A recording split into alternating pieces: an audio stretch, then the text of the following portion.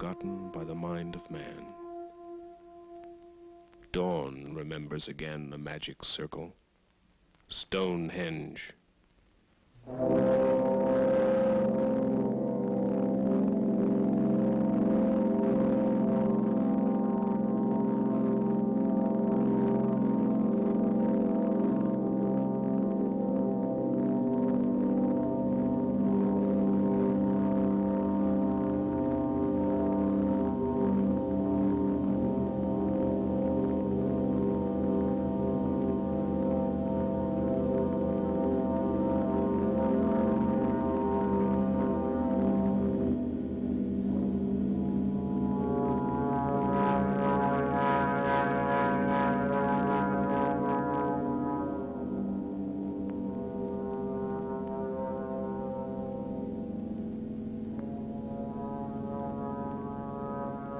Magic circle, observatory, temple aligned with the rising of the sun and the turning of the heavens.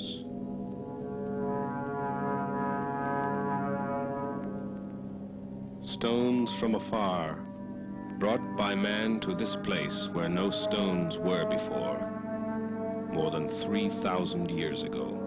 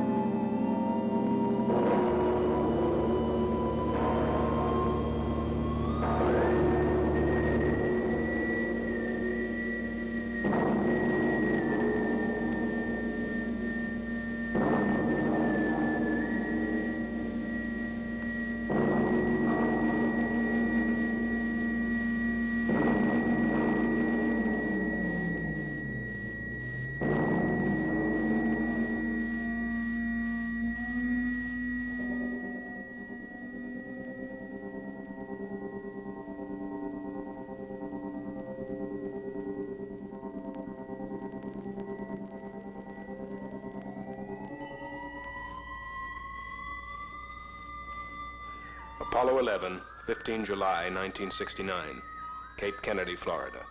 The night before the great day. We're going to the moon together. Pack your bags and jump into the car.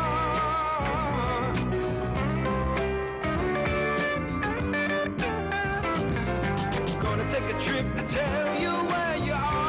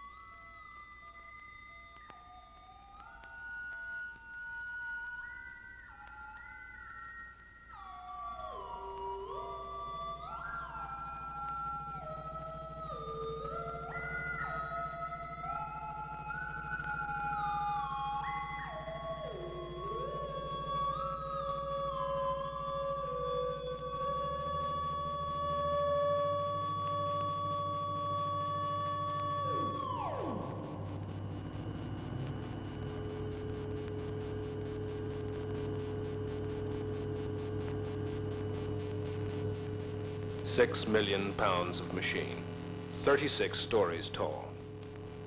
Nearly 10 years' work of 500,000 people.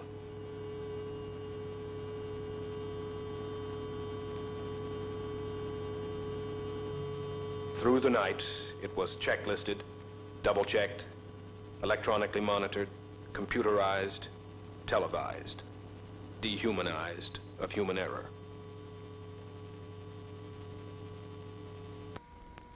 While the night of celebration was ending, the day began for the astronauts. Breakfast, medical examination, suiting up.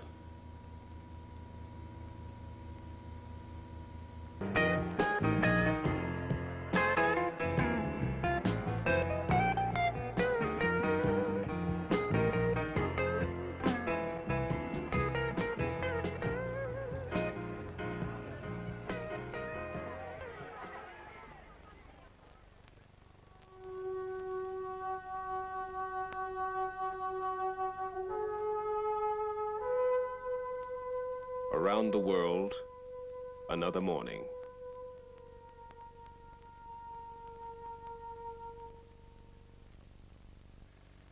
Not so very different from the morning before or tomorrow morning.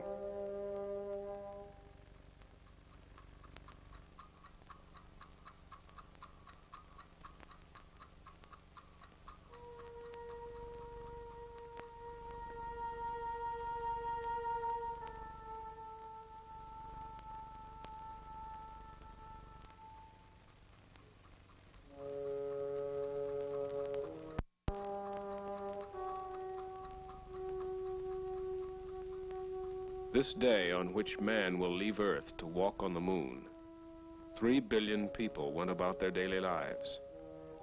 Some in the way their ancestors did centuries before, others in a world shaped by modern technology.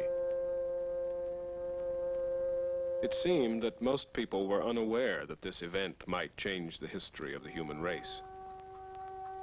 That this morning would be marked in history books and learned by their children's children.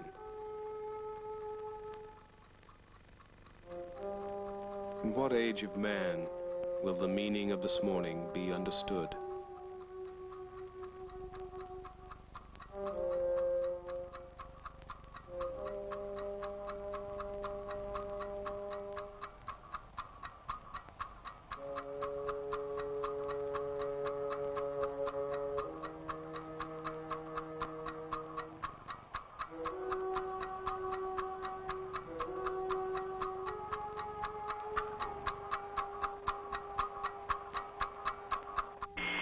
This is Apollo Saturn Launch Control. We passed the 6-minute mark in our countdown for Apollo 11, the flight to land of the first men on the moon. We're on time at the present time for our planned liftoff of 32 minutes past the hour. Coming up shortly, that swing arm up at the spacecraft level will come back to its fully retracted position. This should occur at the 5-minute mark in the 20 seconds and counting. T-minus 15 seconds. Guidance is internal. 12, 11, 10, 9.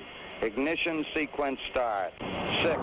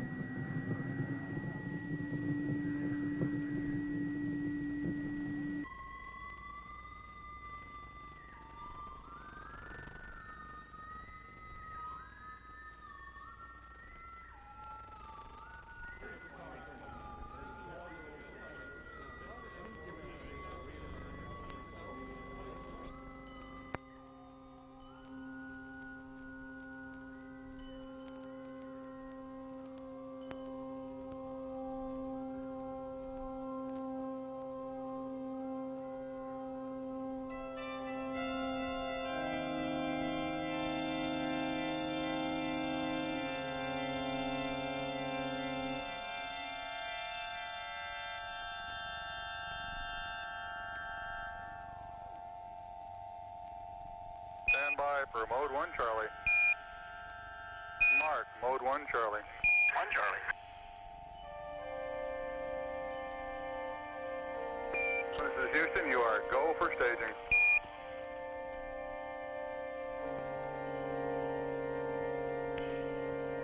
Board cutoff. Come in, board cutoff.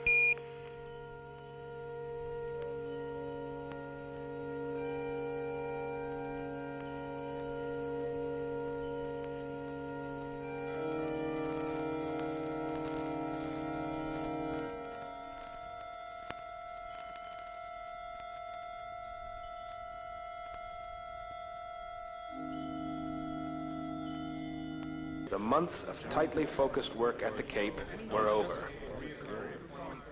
It could honestly be said that this was the culmination of the dreams and fantasies of men and women over 25 centuries of recorded time. Jay, Byrne, James Webb, Tom Paine,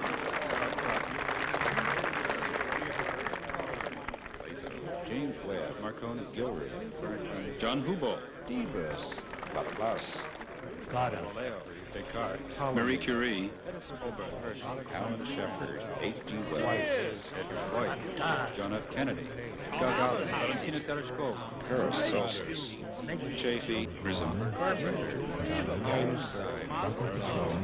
Rene Descartes, Copernicus, Leonardo da Vinci, Isaac Newton, Lobachevsky, Kepler, Konstantin Tsiolkovsky, Albert Einstein, Tycho Brahe, And Robert Goddard, the American rocket pioneer. Yankee inventor, dreamer. They called him the Moon Man and laughed. But on his own, he went ahead designing, inventing, and testing. His first proving grounds were on his Aunt Effie's farm in Auburn, Massachusetts. The neighbors complained.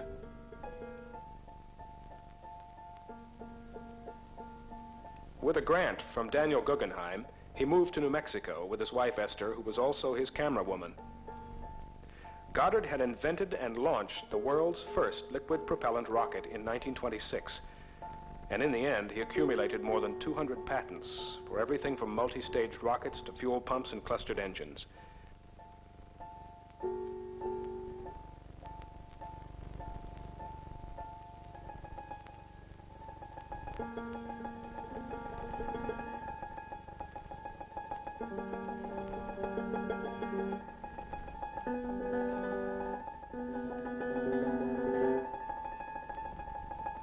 By the year 1930, his rockets achieved a speed of 500 miles per hour and an altitude of 2,000 feet. This was the year in which the 3 Apollo astronauts were born. Goddard had a vision of the age of space, but the world was too slow to make it happen before his death.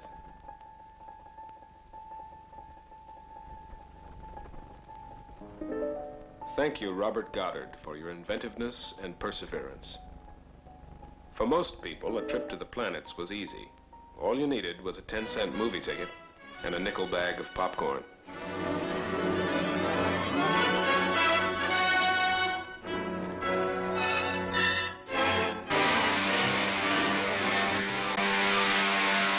Record your speed to 1/2.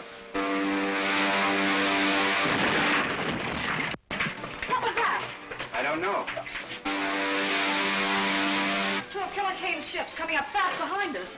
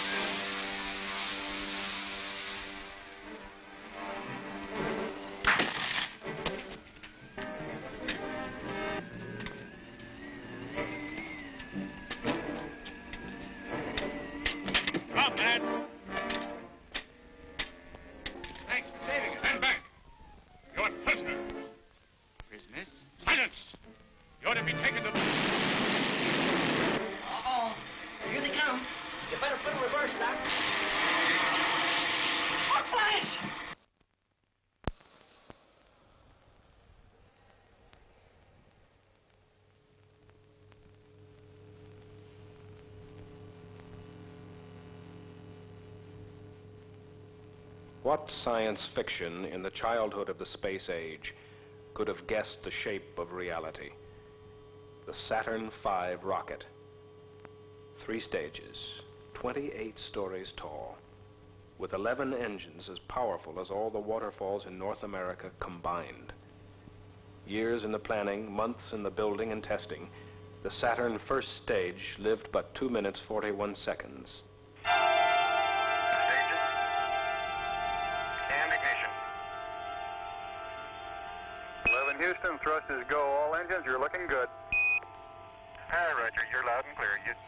2 minutes 41 seconds, time to throw Apollo 40 miles up into the sky, and then an empty shell to fall back into the sea.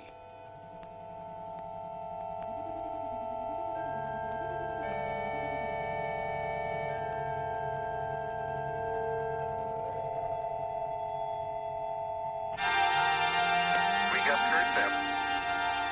Roger, we confirm skirt step. Tower's gone. Roger, tower. Neil Armstrong confirming both the engine skirt separation and the launch escape tower separation. Yeah, Houston, Apollo 11 and Saturn gave us a magnificent ride. Roger, 11, we'll pass that on, and it certainly looks like you're well on your way now.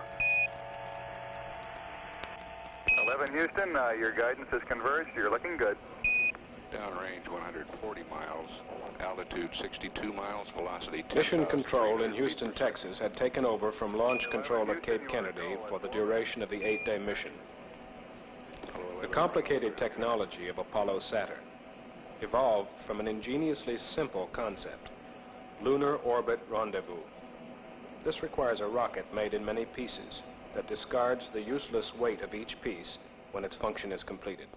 The flight began with a vertical lift through the heavy lower atmosphere and a tilt to the east. At 6,000 miles per hour, the empty first stage is discarded to save weight. So is an adapter ring and the unused escape tower. With the second stage firing, it reaches 15,000 miles per hour when it too is jettisoned. The third stage places Apollo in Earth orbit at 17,400 miles per hour. When the spacecraft has been thoroughly checked out by the crew, the third stage fires again, its speed now tearing it free from the grip of Earth's gravity. While coasting outward, the command service module separates and docks for access to the lunar module, and the empty third stage is left behind.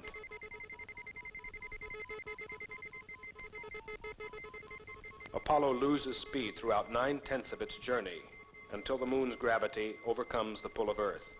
Apollo fires in reverse direction, slowing down enough to be captured in orbit about the moon.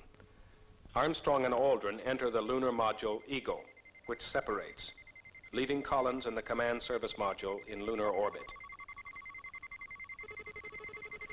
Eagle slows still more and brakes to a touchdown on the lunar surface.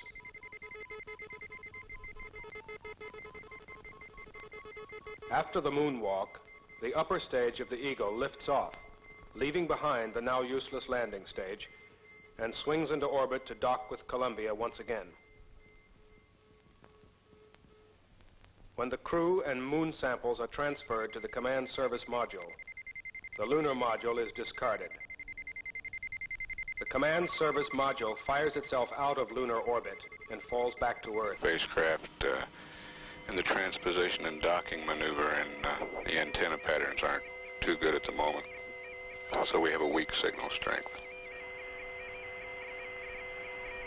The command service module separated and turned around to dock with Eagle, the lunar module. Apollo 11, this is Houston. How do you read?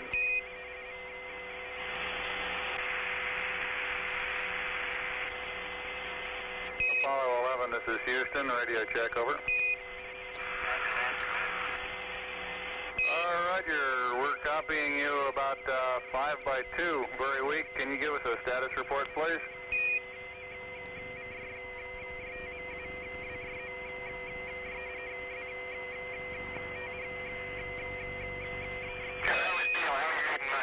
Oh, loud and clear now, Mike, and we understand that you are docked. That's affirmative. Hello, Apollo 11, Houston, we recommend you accept the 949, continue through your sequence of sightings, and then we'll analyze the data afterwards, over. Okay. On board was a fourth brain, a small computer called Disky, which solved problems and helped with a long sequence of systems checks and data exchange with Earth. Houston, Apollo 11, star 40 has just disappeared now in the sextant. Could the trunnion angle 47 something be a little high? Stand by. Hello, Apollo 11, Houston, we'd like you to press on to star 44, over. Yeah, right here. How many more? They found their way across the sea of space, navigating by the same stars that guided Columbus to shores unknown. 11, Houston, we copy. 2 good marks, over. Okay. Okay, drug removal's coming next. 3 days falling to the moon, free of the gravity of Earth. No up or down, no day or night. A sense of stillness while traveling at the speed of a meteor. About how long it'll be before you start closing the limb back up, over. An invisible speck in the night, somewhere between here and there, constantly monitored from Earth. Within this tiny spacecraft, a temporary Earth environment, warmth, air, food, water, everything necessary to sustain life. Beyond these fragile walls, nothingness, absolute cold, an end to life.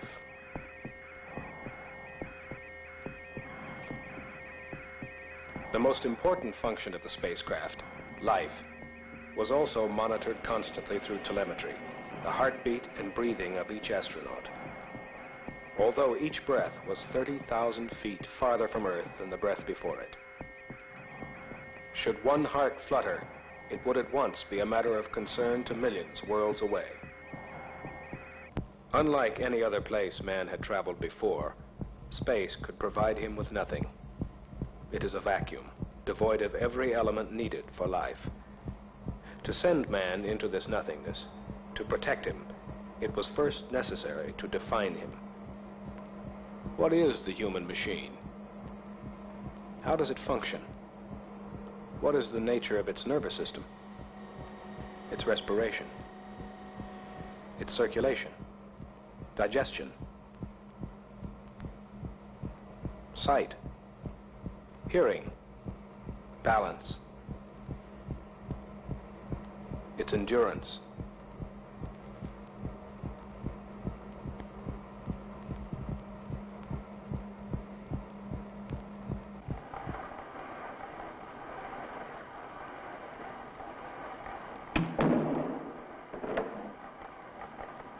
What gases to breathe should he take with him from Earth?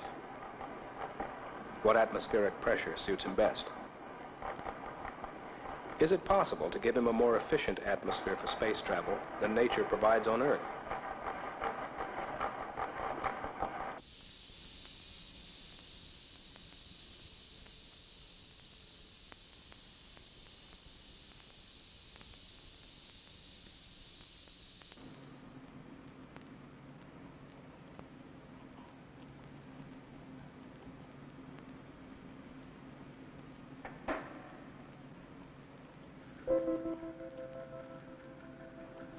The moon is 250 degrees hot in sunlight and 240 degrees below zero in the middle of its night. How long can a man bake or freeze? What protection will he need from this inhuman environment?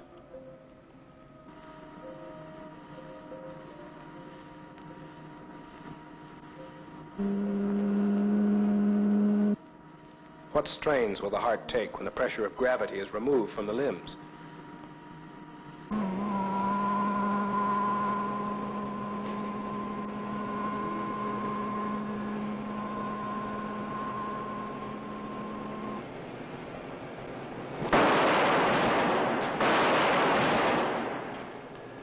What protection will the body need from sudden deceleration or acceleration?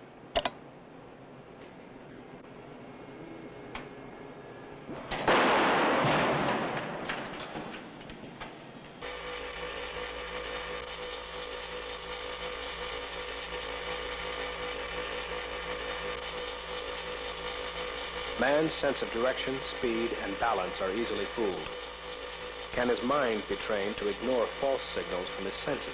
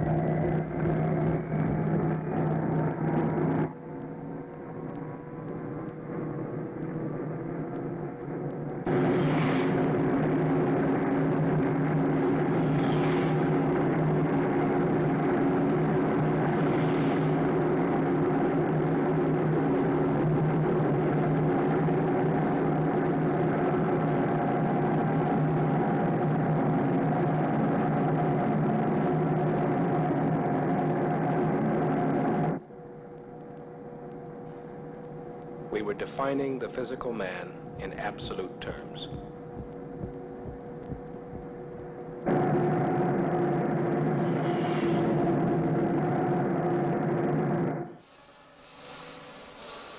Once we knew man's limitations, we could build him an artificial environment for space travel. Columbia, the command module, was a supreme achievement of the technology of its age. It was a mini planet, complete with its own environmental control system, telecommunications, electrical power, guidance, navigation, stabilization, propulsion, reaction control. It provided hot and cold water and removed carbon dioxide from the air. 3 men could live here for more than a week, eat, work, sleep, shave, exercise, and listen to music. It was micrometeor-proof, burn-proof, and seaworthy, and it could tilt itself in any direction. In short, it was the most intricate and sophisticated machine ever made by man. As for man, however, we're stuck with the original model. All we can do is add an outer layer of things he does not naturally have. Space medicine showed us where man is vulnerable, and we learned to compensate for most of the weaknesses with technology and careful workmanship.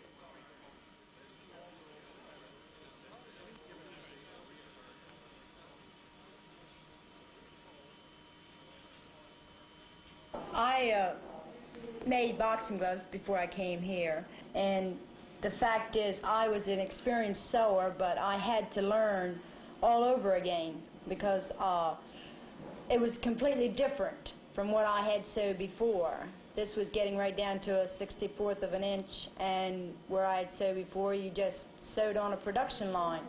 And this here is quality more than quantity. Like, we always think our job is the hardest.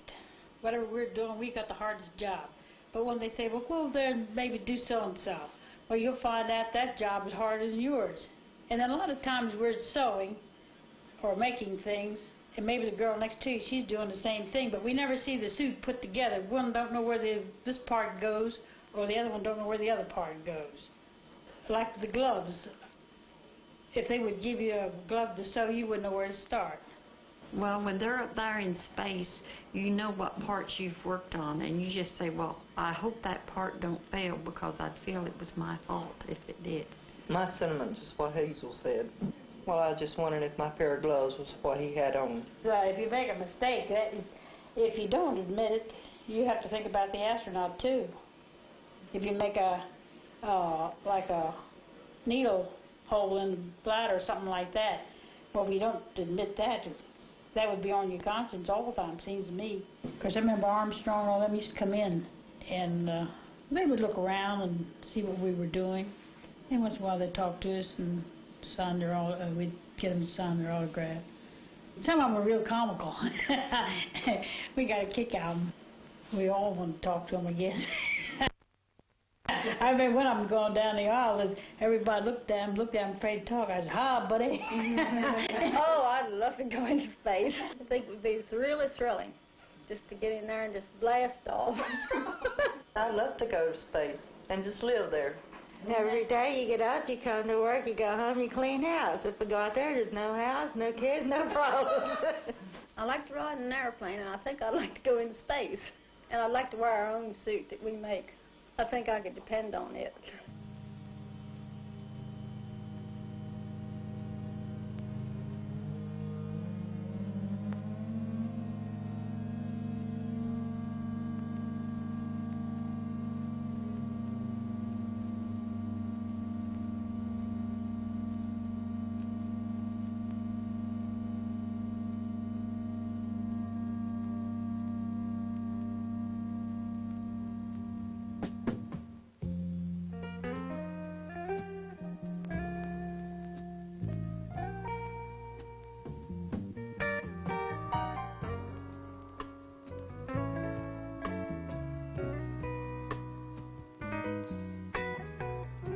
After body electrodes have been attached to monitor heartbeat and breathing, the first items of clothing are the water-cooled underwear and a urine collector.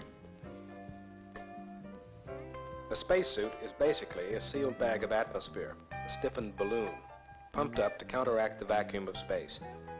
It might be called a one-man spaceship of the smallest possible dimensions. The pressure suit has to guard against extreme temperatures, hard radiation from the sun, and tiny meteorites. Yet, it must have the flexibility to allow man to function as he would in his natural Earth environment.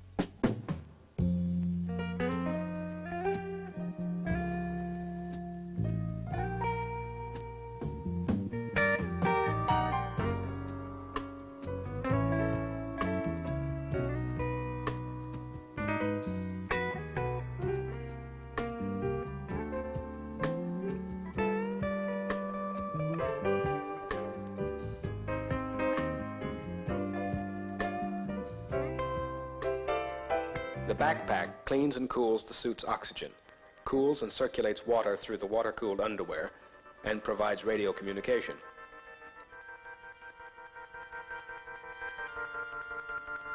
Over the pressure helmet is a clear visor, then a gold-coated visor to protect against micrometeors and solar radiation. The final test was, how would the suit work in the silent, weightless world of space?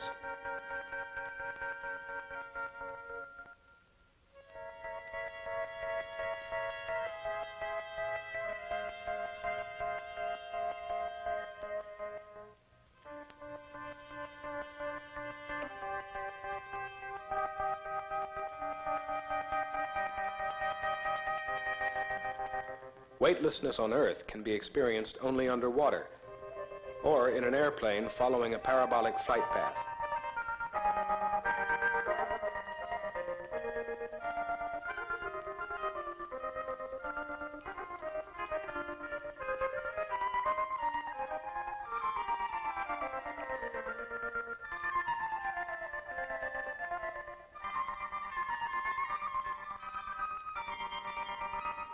The only true test was in space itself.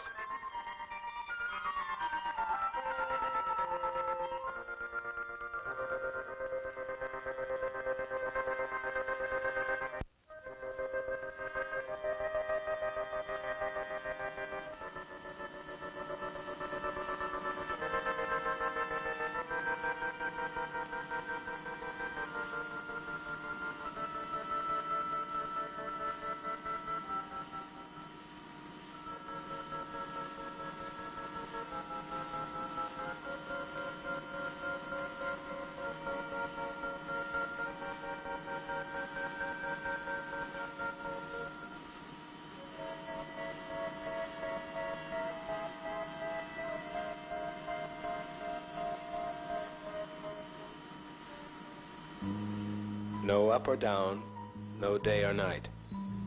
Only the slow creeping of the harsh sunlight through the windows as the spacecraft rotates to keep from getting too hot on one side, too cold on the other.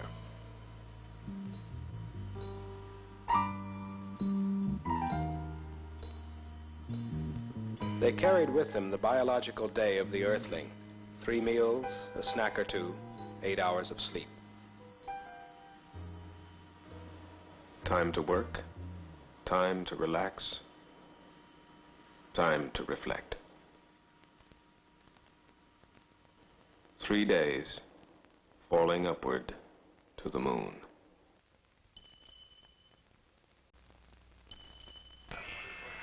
Noun 44 is NA. Delta VT 00197. 003 00152.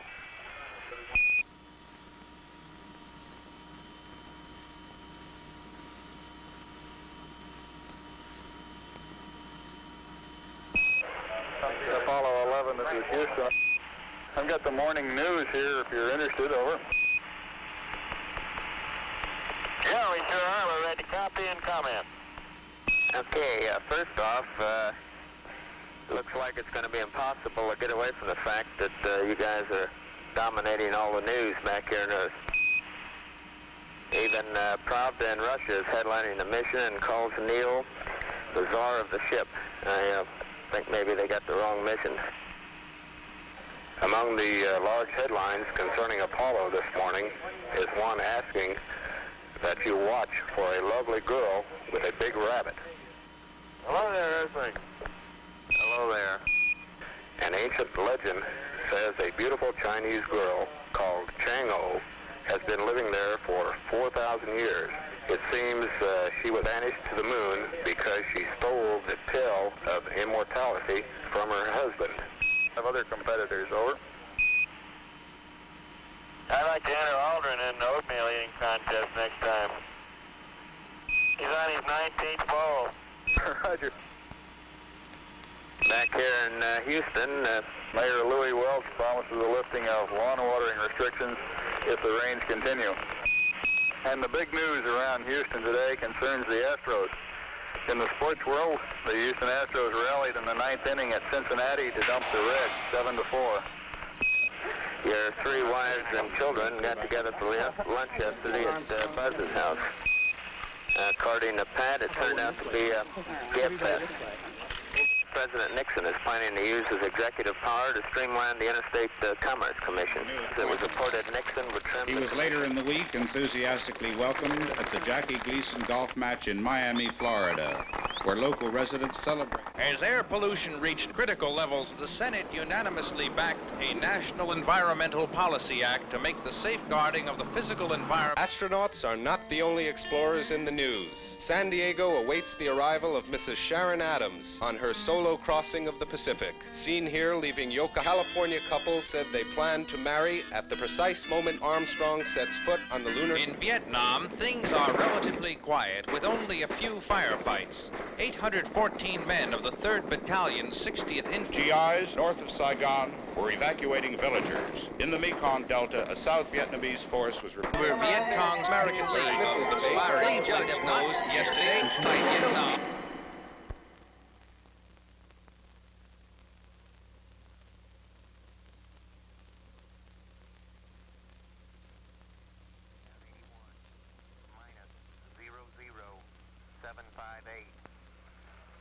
Plus, all balls, plus 000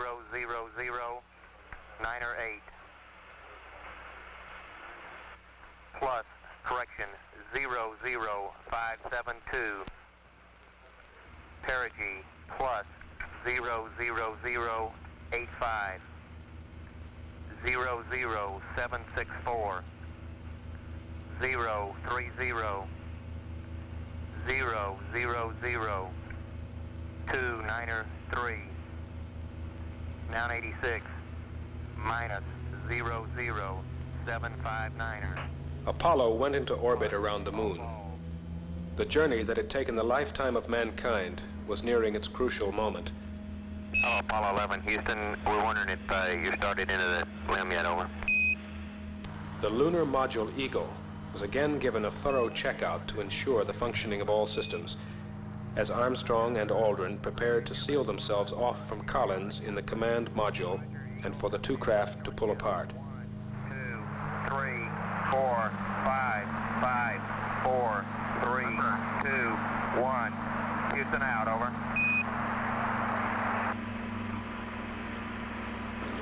In orbit, awaiting their return.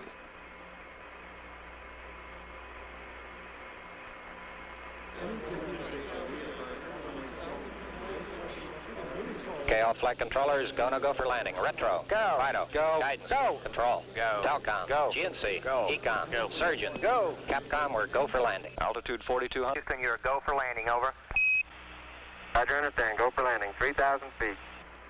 You're looking great. How you doing, Control? We look good here, fine. Roger, how about you, Telcom? Go. Guidance, you happy? Go. Fido. Go. 2,000 feet. 2,000 feet. Into the ag. 47 degrees. Roger. 37 degrees. Still looking very good. Your go. Copy. Alarm. 1201. 1201. Roger, 1201 alarm. 1201 alarm. Same type, we're go, flight. Okay, we're go. We're go. Same type, we're go. Altitude 1,600. Eagle looking great. Roger, 1202, we copy it. 35 degrees, 750, coming down to 23. 540 feet, and it's 15.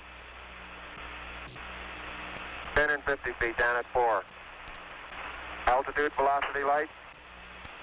3.5 down, 220 feet. 11 forward, coming down nicely, 200 feet. 4.5 down, 5.5 down. 100 feet, 3.5 down, 9 forward. Okay, 75 feet. Guys looking good, down a half. 6 forward. 60 seconds. Lights on, forward, forward. 40 feet, down 2.5. Picking up some dust. Straight shadow. 4 forward, drift into the right a little. 30 seconds. Forward, just. Contact light. Okay, engine stop. We copy you down, Eagle. Houston, Tranquility Base here. The Eagle has landed.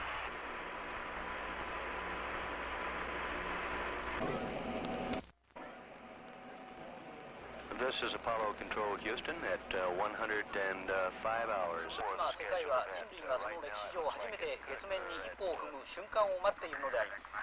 街の通りにはかなり多くの人が見られますが、大多数の人はもちろんテレビを見られるホテルのロビーとか休憩室に集まっています。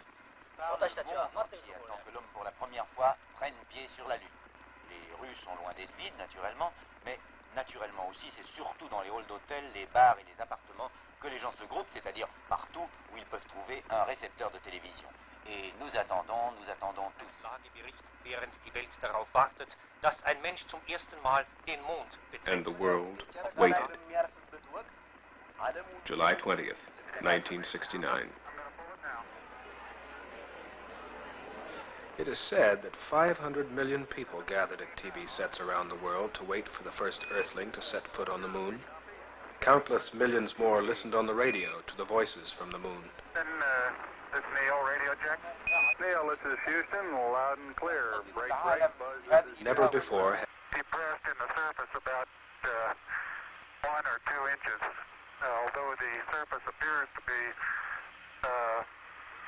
very, very fine-grained as you get close to it. It's almost like a powder. Ground mass is very fine. I'm going to step off the limb. That's one small step for man, one giant leap for mankind. That's one small step for man, one giant leap for mankind. Dies ist ein kleiner Schritt für den Menschen. Et c'est un bond en avant gigantesque pour l'humanité. Is on the moon at 4 seconds, 8 Canada time, astronaut Neil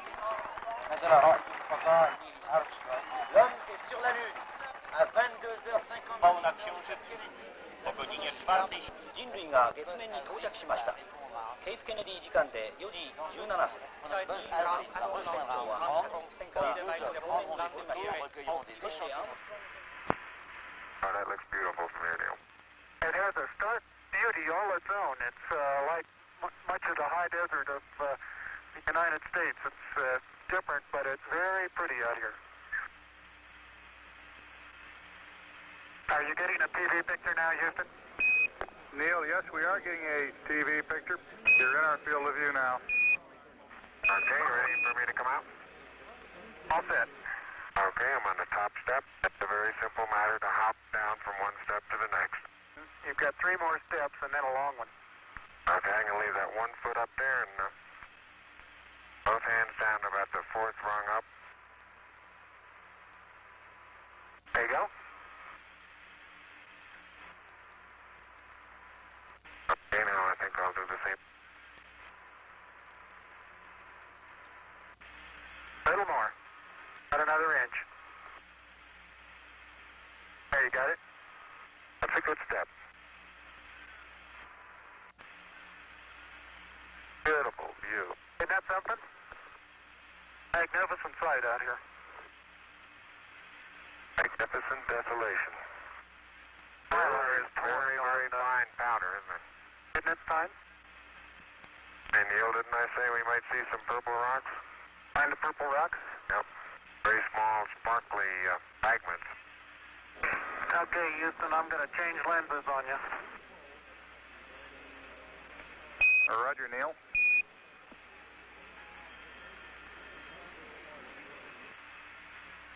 Hang you up again when you finish the panorama. You're going too fast on the panorama sweep. You're going to have to stop for... I haven't stopped. I haven't set it down yet. That's the first picture in the panorama. Okay, I'm going to move it.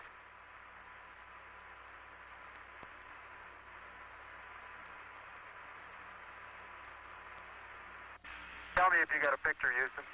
Well, we've got a beautiful picture, Neil. Okay, we got that one.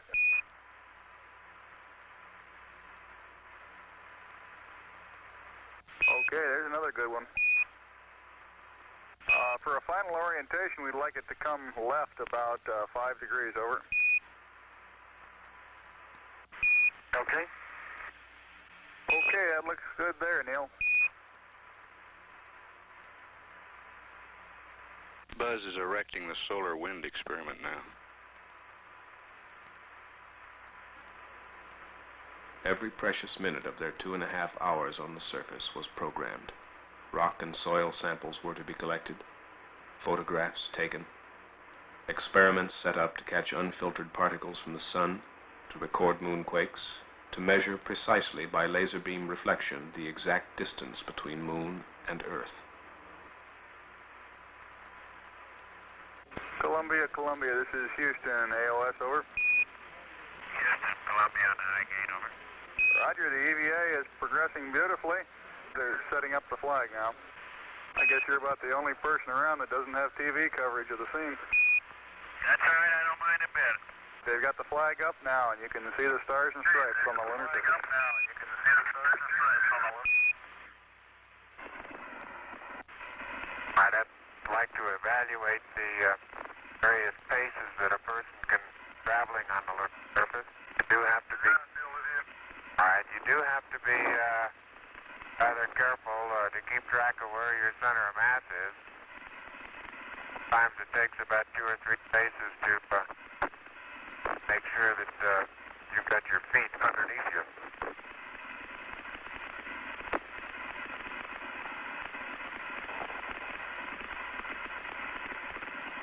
And about 2 or 3 or maybe 4 easy paces can bring you to a fairly smooth stop.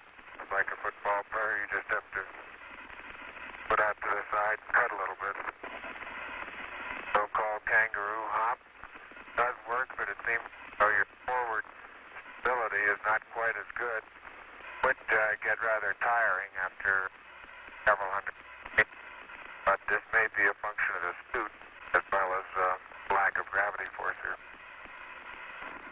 American, this has to be the proudest day of our lives, and for people all over the world. I think it's great, really great for the whole world. This means a lot to all the countries, not just for America. And being out of it and being closer to the moon makes us realize that we're all human beings together. I hope it brings unity amongst all countries. And I just hope it won't help you from solving all internal problems you may have. Well, I think it's a waste of a lot of money that could be used for something else. They holler about people being on starvation. This huge amount of money Americans spend to see what the moon is like. What's for? It's disgusting. It's a pity they haven't got something else to do. Be better if they'd done something for the old uns. What if Columbus had decided he couldn't get the money from Isabella? Where would That's we be? one of God's celestial planets, and he put it in the sky for a purpose, and he didn't put it up there for people to clutter up like they have the Earth. Myself, I'm really interested to see what's up there. And we must open all secrets that are opening to us throughout the ages. I think that the dream of the man from the beginning of the human race is coming now.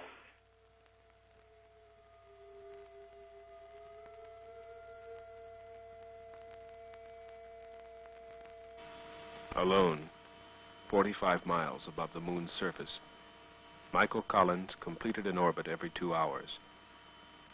He listened to the progress of the moonwalk and awaited the moment when his companions on the surface would lift off to rendezvous with him.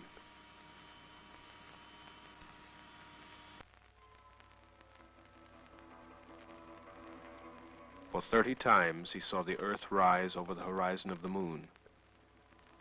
12,000 miles of twilight, a line that divides night from day for 3 billion people on spaceship Earth.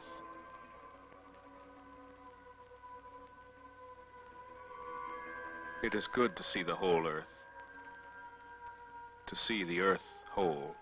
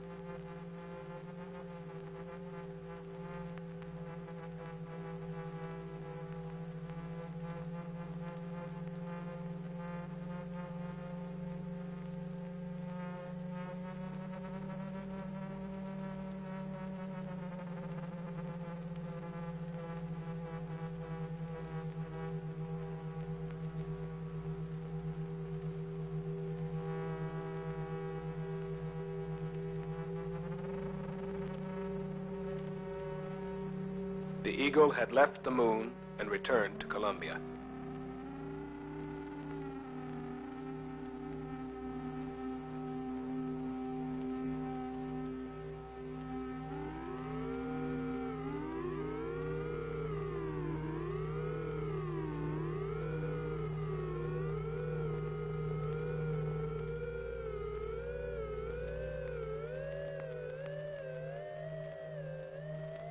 Within this strange ship, 2 astronauts and a treasure.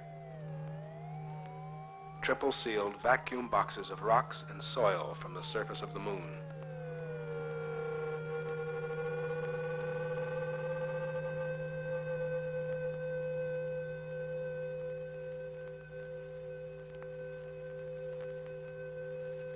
Locked within these rocks were secrets of the ages, to be studied and deciphered by the scientists of Earth. The age of the moon, the age of the sun, how the moon was formed,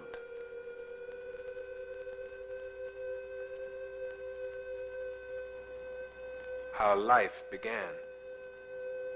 Was there ever life on the moon?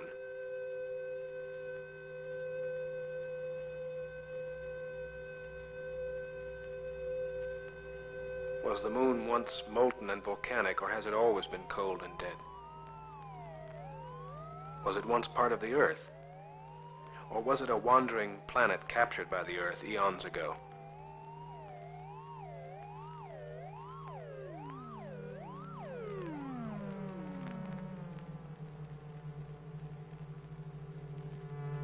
How hot was the sun 3 billion years ago?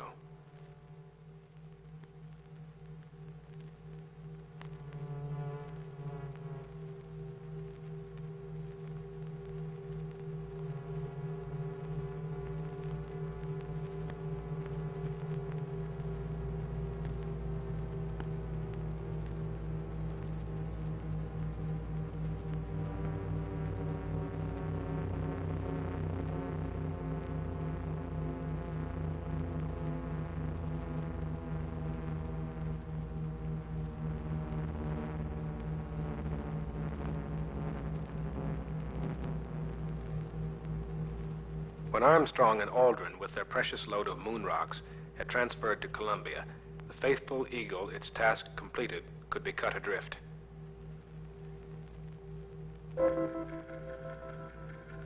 Columbia fired out of lunar orbit to begin its 3-day fall back to Earth, where the recovery fleet was waiting for its splashdown in the Pacific. Look down. Look down. That fragile bubble of life afloat on a sea of nothing. Spaceship Earth.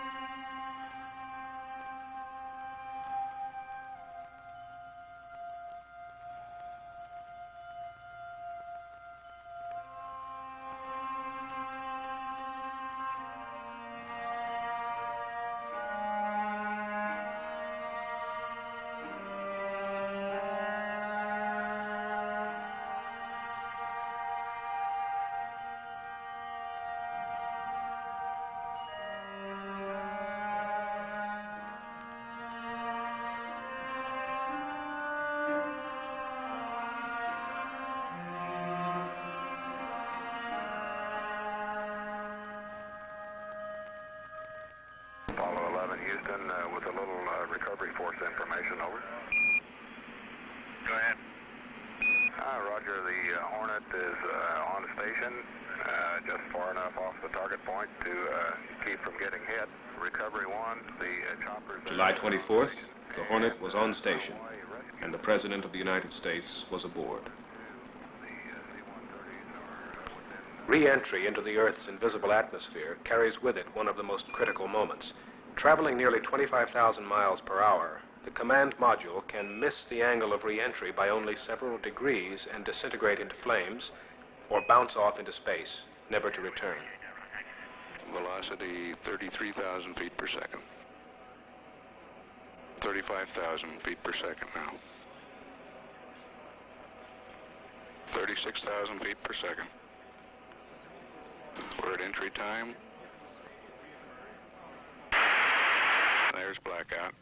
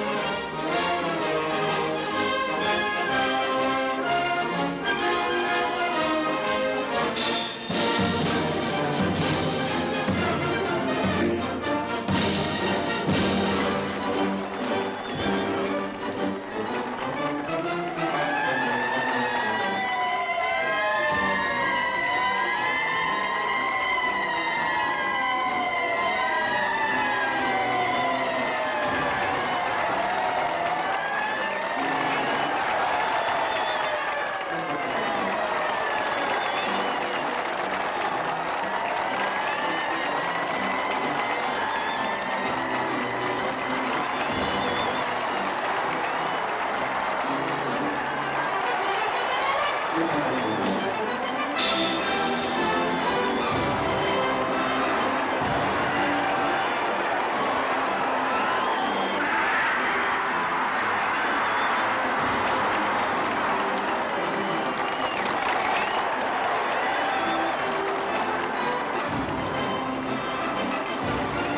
was it we were really celebrating? 3 men who had done what no man before had done? A technological feat that was believed beyond the realm of possibility? The fulfillment of an age-old dream? Were we celebrating simply because it had been a long time since we'd had anything to celebrate? Or was this something that touched an irrational, unthinking instinct in us all?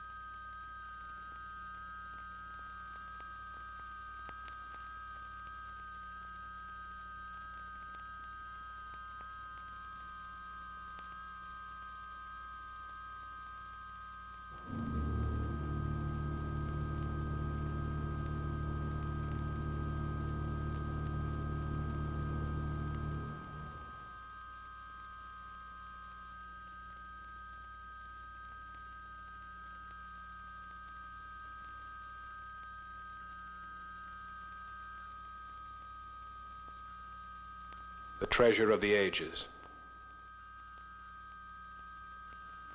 Stones from across the night.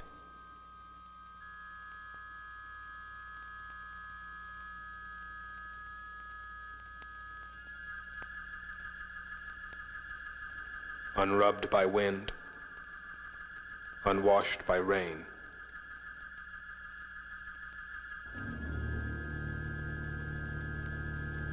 Scattered on tranquility.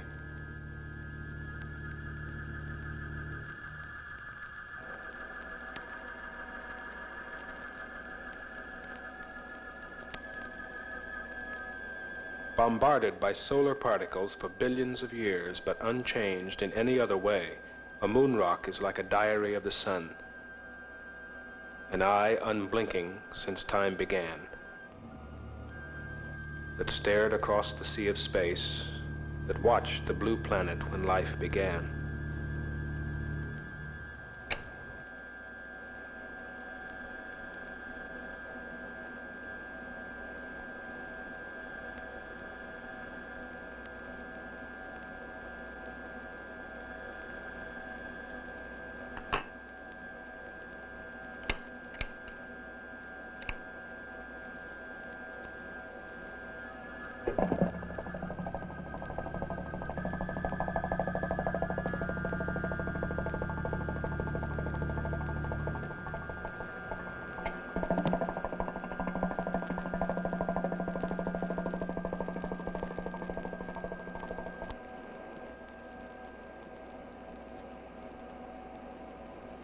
Remembered in these rocks are ancient sunspots, solar flares, solar storms whose fiery arms reached out 1,000,000 miles.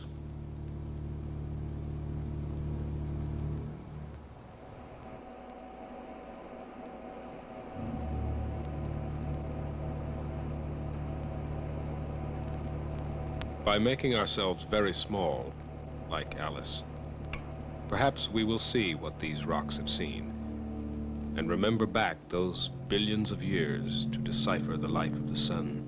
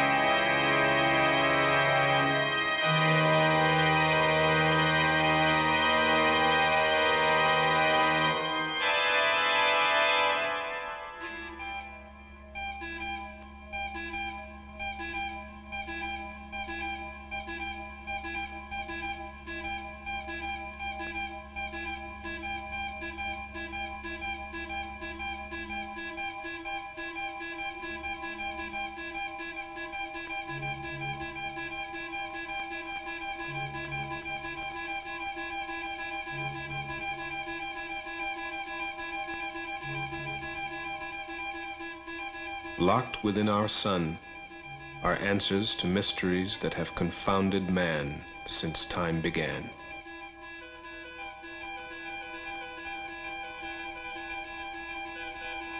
We have reached out with our telescopes.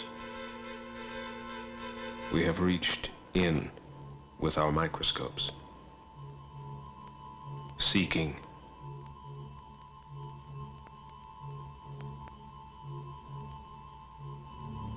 What is the source of life?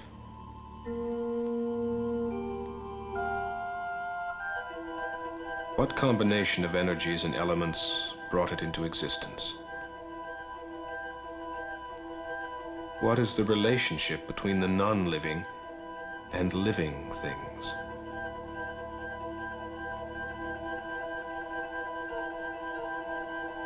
How delicate is the balance? Man slowly begins to realize how fragile is his bubble of life.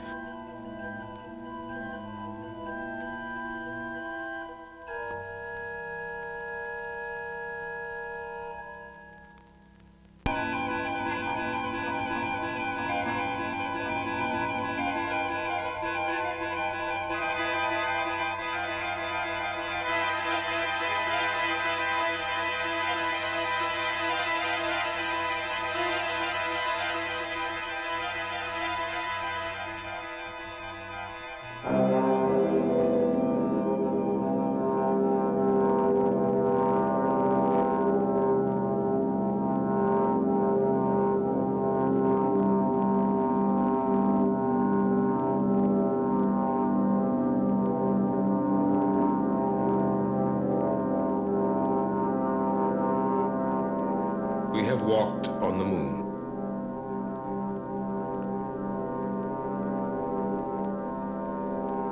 We open our minds to the universe.